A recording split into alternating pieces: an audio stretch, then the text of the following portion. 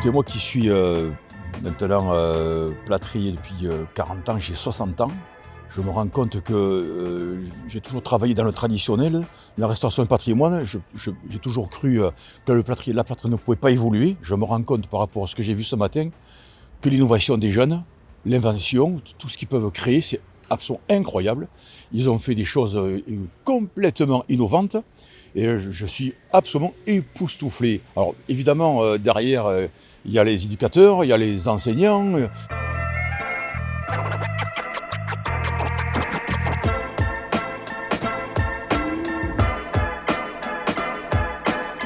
On a surtout observé que les gens prenaient en compte la partie qui était importante, que pour avoir une tête bien faite, il y a toute la culture qui va avec, il y a le geste professionnel, l'intelligence de la main.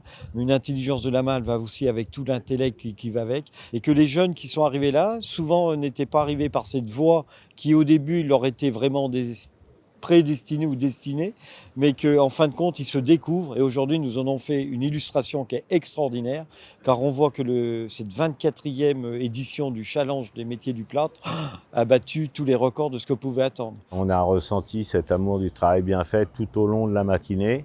Et forcément, il y a toute une organisation qui crée la motivation, qui crée aussi cette envie.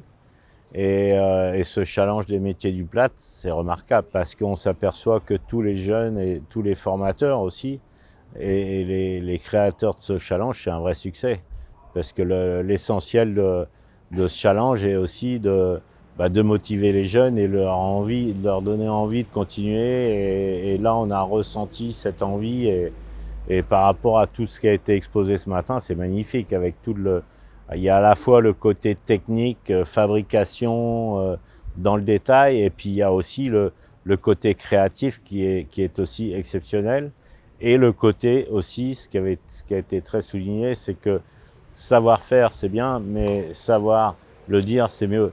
Parce que c'est vrai que ceux qui travaillent dans les métiers, quels qu'ils soient, de savoir dire ce qu'ils font, c'est aussi essentiel parce que tu peux rester tout seul dans ton coin, être le meilleur du monde, ça te servira qu'à toi et c'est ça qui est dommage. Pour moi, le challenge du plâtre, c'est une expérience à vivre dans le fait où on vise l'excellence.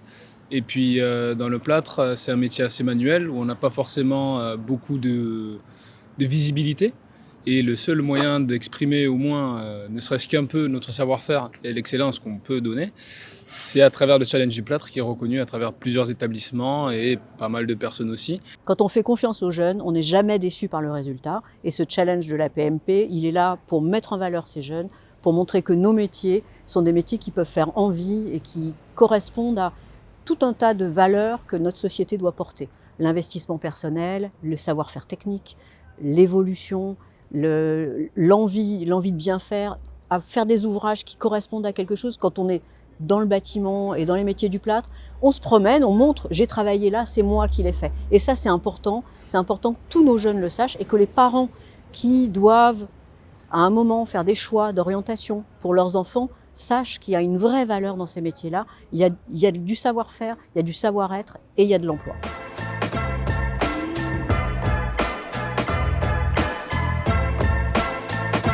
Alors, ça fait pas mal d'années que je suis membre du jury de la PMP et j'avoue que c'est toujours avec plaisir qu'on regarde ce que les jeunes sont capables de faire. Évidemment, il faut aller au-delà de l'œuvre qui est déjà magnifique à voir, mais faut se rendre compte de tout le travail de préparation en amont, du travail collectif, mais de la recherche sur le sujet et aboutir comme ça en temps et en heure à une œuvre montrable. On voit qu'ils sont très très fiers du résultat et nous on l'est d'autant plus aussi. On savait que beaucoup de gens allaient faire des images avec des textes. On s'est dit qu'une chanson ça pouvait être quelque chose qui se démarque un petit peu plus. On a essayé de reprendre une chanson que tout le monde connaît, comme ça s'il n'y a pas de personnes qui sont à l'écart et c'est plutôt réussi. De la brique, elle est là. Ou même du plâtre lisse, il est là. Ou même de la corniche, waouh waouh waouh. On a traversé des tempêtes Et de plus de 10 mètres, et les alizés de caporne et de perdu. Je suis très content. Je suis très content parce qu'au moins il y a de l'envie. On dit tellement de choses négatives sur les jeunes. Là, on a des jeunes qui se sont investis J'ai discuté avec le groupe des gagnants là, du CFA de Limoges. Le formateur me disait qu'il venait même le samedi et le dimanche pour réussir. Donc ça les a dépassés. Donc ils se sont transcendés et s'ils se sont transcendés là, ils ont compris le virage qu'ils ont pris et je pense qu'ils continueront. Pour tout commencer d'abord, je commence à remercier mes collègues et le formateur qui était formidable avec nous, qui nous a expliqué plein de trucs. Et j'ai appris aussi à travailler en équipe. Ça nous a permis beaucoup à avancer ensemble. Et puis, je suis très content du trophée du grand titre. C'était formidable, quoi. Je remercie le CFA Limoges Bâtiment et puis Limoges Bâtiment, ouais. Voilà. Non, c'était une super aventure. Il faut écouter les gamins, ceux qui nous ont poussés, quoi. C'est ceux qui nous ont... Ils avaient tout le temps quelque chose à dire, une idée, les pièges, les trucs. Si on est attentif, qu'on va chercher... Les gens disent c'est féerique, c'est magique, mais c'est l'esprit des gamins qui est ressorti en vérité, quoi. C'est ça qu'on a été chercher, quoi. Donc cette année, excellence, mais réellement, ils ont bien réussi. Qu'ils persévèrent et surtout qu'ils apprennent, continuent de développer leurs connaissances et apprécient et communiquent auprès des autres. Il est essentiel qu'aujourd'hui, il faut être bon, mais comme je le disais tout à l'heure, il faut le faire savoir. Moi, sur la suite de mon parcours, avoir la possibilité de créer mon entreprise. Et puis petit à petit l'évoluer et essayer d'agrandir ça pour avoir une grosse entreprise. Ça a toujours été mon rêve depuis petit, quoi, d'avoir une entreprise vraiment grosse et qui fasse du multigénéraliste dans le bâtiment. Ce qu'ils ont fait là, ils seront que fiers de restaurer de belles demeures, de beaux édifices et ils feront plaisir à leurs clients et ils seront très contents. Moi, la seule chose que j'espère, c'est qu'ils soient ouvriers quelques années et que demain, ce soit les artisans qui nous remplacent. Il y en avait des missions, il y avait beaucoup de missions. Sincèrement, je voyais toutes ces formations, toutes ces CFA qui se sont quand même très investis pour ce challenge-là, qui était vraiment très relevé. C'est beau, vive le plâtre!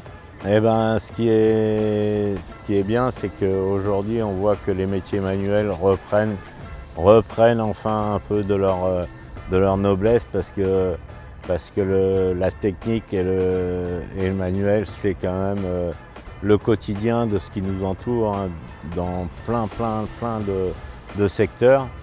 Et faire les choses et être fier de ce que tu fais, eh ben, c'est être bien dans sa vie aussi, et ça, je pense que c'est l'essentiel. Ouais, parce que j'avais oublié quand même l'essentiel. Yes, we can.